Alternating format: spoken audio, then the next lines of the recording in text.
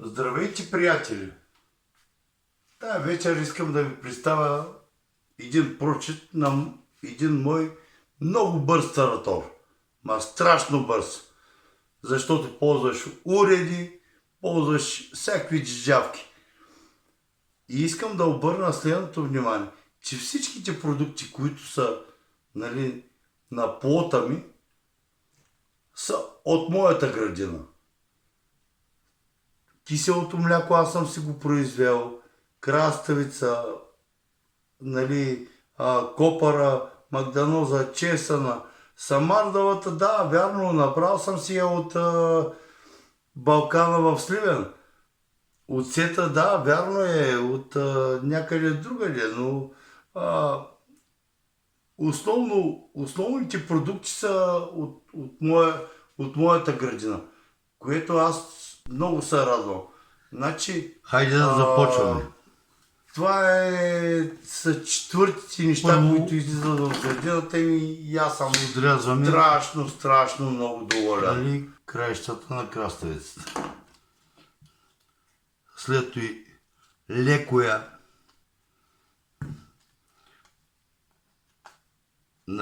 примахвам и кората, защото ако сме я откъснали по-рано, може и да горчи. Така че хубаво и да примахнем кората. Аз лично, да ви кажа, винаги предпочитам да махна кората. Винаги. Защото случва ми се и даже и краставици, които съм си купувал от магазина, също да горчат и кората е толкова напоена при положение, че аз мястото ми е починало 10 години, не тура. Не слагам никакви торове, не слагам абсолютно нищо. Но за всеки случай предпочитам да примахна кората. Това си е въпрос на предпочитание. Всеки, дет се казва, си има предпочитание. Разни хора, разни идеали. Както е казал, един човек. Реже оттам нататък. Режа на 4, а по-голямото парче го режа на 6. От тук нататък идва мой приятел блендера. Защото и режа парчета на едри купчета. Колкото си може по-едри купчета. По този начин аз едно, че ще имам един хубав, да не се казва, не знам как се казва, фарш ли се казва, какво е, една хубава хомогенна маса, обаче ще имам и едри парчета от краставица. Така че има една разнородност в самия микс на самата краставица. Защото когато краставицата примерно е настъргана, тя си пуска от водата, от аромата, от всякакви други нейни. Слагам вътре копъра и магданоза. Естествено, чесънчето също го лекичко го го надребнявам. Леко. Не го правя на някакви малки парченца или на паста, да могат да също и те да си го отпуснат от аромата.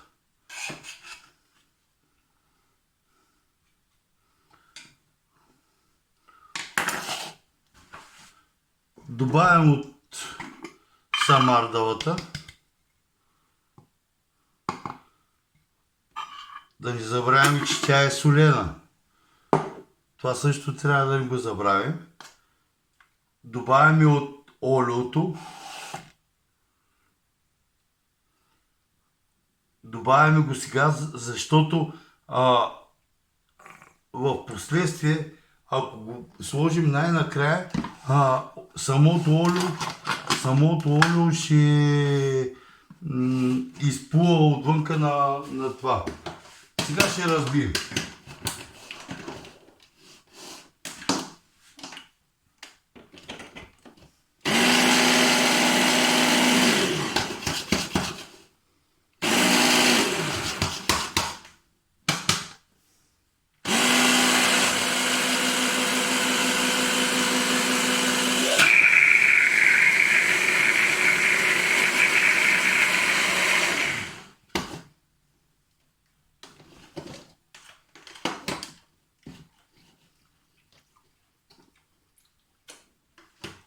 Още малко.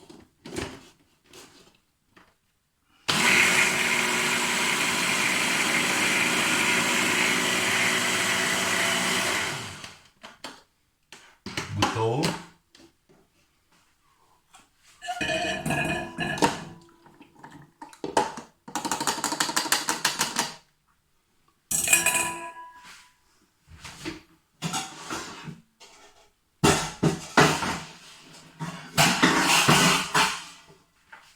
Сега е време да присипем в нашата съдина.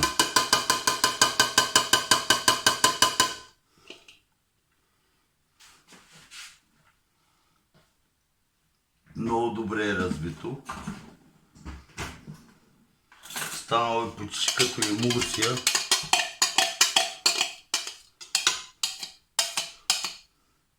Но на вас, ако не ви харесва този вид таратор, може да се нарежете на такова, краставицата на купчица. Аз така го обичам. Едно, че става по-бързо, и второто, че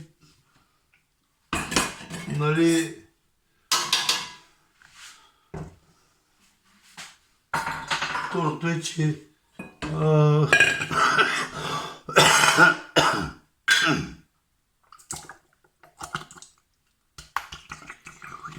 може и да го пиеш, деца вика, в чаша. Както ти го предлагат някъде под заведенията. Сега е време да си разбъркаме киселото мляко.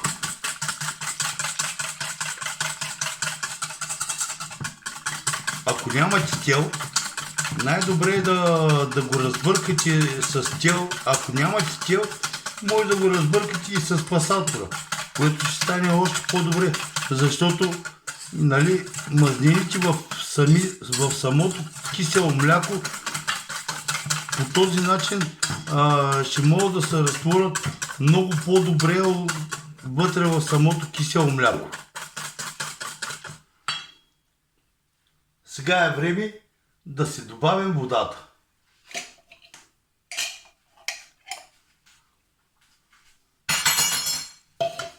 Аз обикновено не обичам да сапам толкова много съдове, а пък и другото, което е, че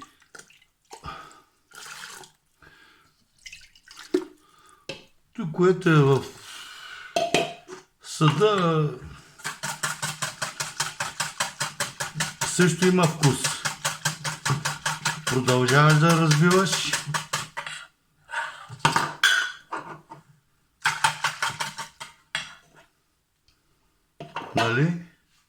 Тук малко поизсипах, ама ще ме извинат, моите зрители. Но това не е проблем. Взимаш гъбичката, обираш го и продължаваш. Най-добре е да се получи пяна. Това е най-добрият вариант. най-добрият вариант. Това означава, че самата мазнина, която е в млякото, е почнала да се разтваря и да се разбива в самата вода. Започваме, нали, смесването. Изливаме млякото и пак продължаваме да бъркаме.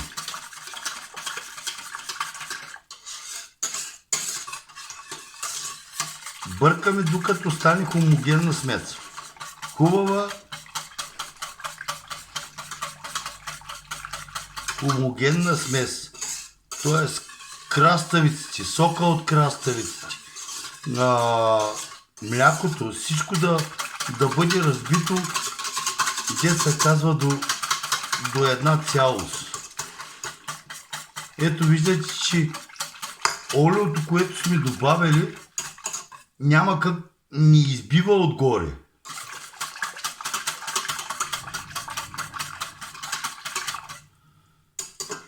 Сега е вече време само да се опита.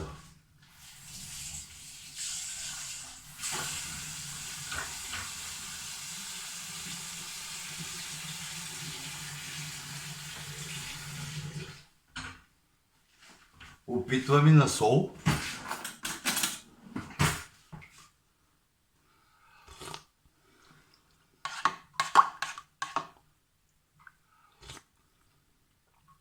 На сол, на киселинност. Съвсем малко оцет ще му добавя. Съвсем малко. Това са около не повече от 10 грама. Максимум. Тоест 10 мл. Даже 3-4 мл. Не 10, ами 3-4 мл.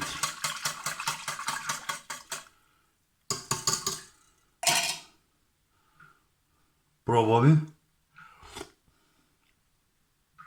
Идеално е.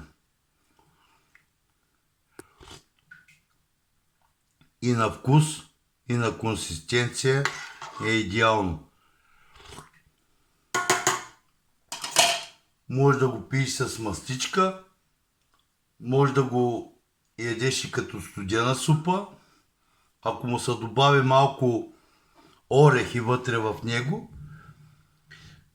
става идеалната супа, студена супа, като гаспачото, обаче леко, понеже орехите ще я сгъстат леко. Но и така е идеалното, нали, идеалната супа за, нали, за летните вечери и като мизе, и като супа, и като, нали, добавка към вашия аперитив или, нали, хубавата ви мастика.